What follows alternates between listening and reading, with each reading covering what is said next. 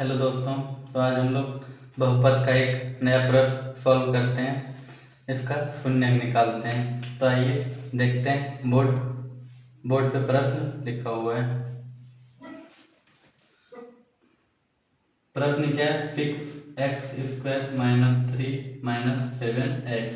तो इसको पहले कोई भी बहुपद इस रूप का होता है, ax² + bx + c।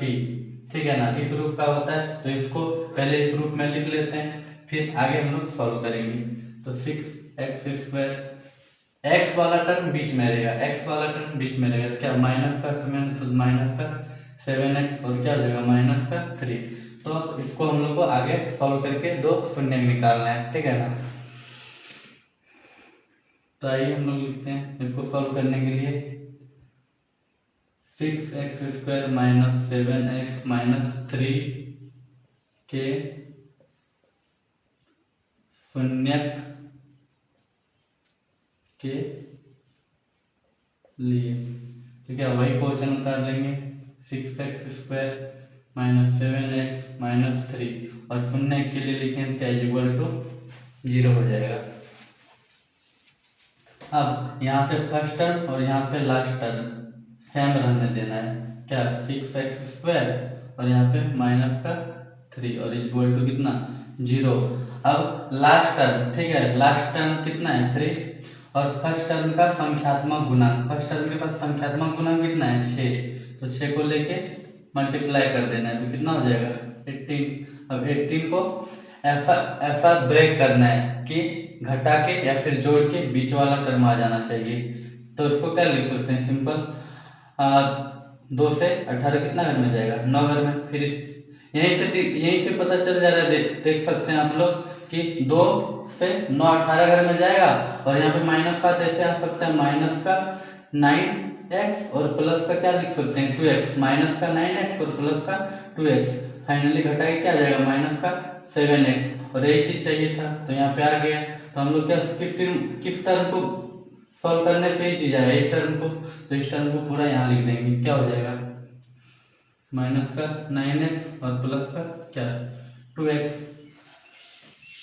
अब इन दोनों टर्मों से जो जो कॉमन आएगा उसको बाहर कर लेंगे। जैसे भी यहाँ पे देखिए 6x² को क्या लिख सकते हैं हम लोग 2 × 3 × x और यहाँ पे 9x को क्या लिख सकते हैं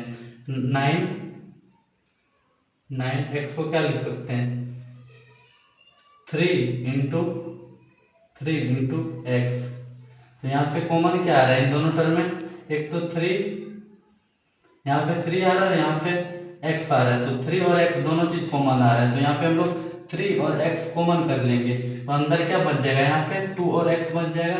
यहाँ की क्या लिख सकते हैं 2x और यहाँ से क्या बच जाएगा माइनस का 3 माइनस लिख सकते हैं, तो माइनस का क्या 3 तो -3। ऐसे ही सेम यहाँ से और यहाँ से क्या कॉमन आ रहा है, यहाँ और यहाँ से कुछ नहीं कॉमन दिख रहा है। देखिए आप लोग यहाँ पे 2x इक्वल टू क्या 2 को ऐसे लिख सकते हैं 2 × x, लेकिन मल्टीप्लाई में कुछ नहीं है तो क्या 1 है। और यहाँ पे -3 को क्या लिख सकते हैं -3 × 1 लिख सकते हैं ऐसे।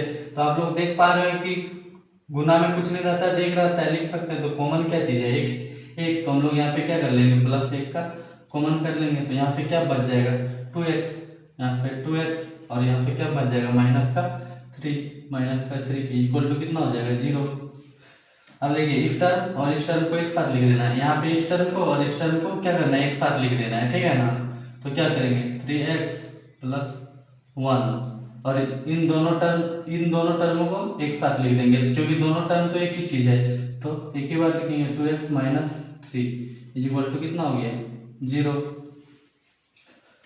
अब दो टर्म का गुना कितना है 0, तो अलग अलग भी हम लोग 0 कर सकते हैं ऐसे 3x + 1 इक्वल टू 0 और दूसरा हो जाएगा 2x - 3 इक्वल टू 0।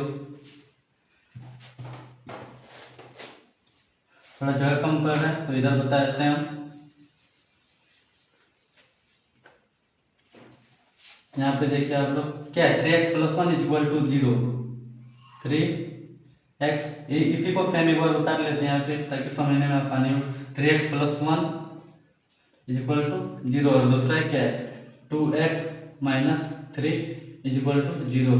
तो यहाँ से 3x यहाँ पे इक्वल के इधर +1 है, उधर जाएगा तो क्या हो जाएगा इक्वल के उधर -1 और यहाँ पे क्या मल्टीप्लाई में है। जब मल्टीप्लाई वाला चीज इक्वल के उधर जाता है तो क्या हो जाता है डिवाइड, तो 1 - 3 -1 बाई कितना हो जाएगा 3 और सेम यहाँ पे ऐसे 2x माइनस इधर है उधर जाएगा क्या हो जाएगा प्लस, तो 3 और x डिवाइड मल्टीप्लाई में है तो उधर जाएगा क्या हो जाएगा डिवाइड 3/2।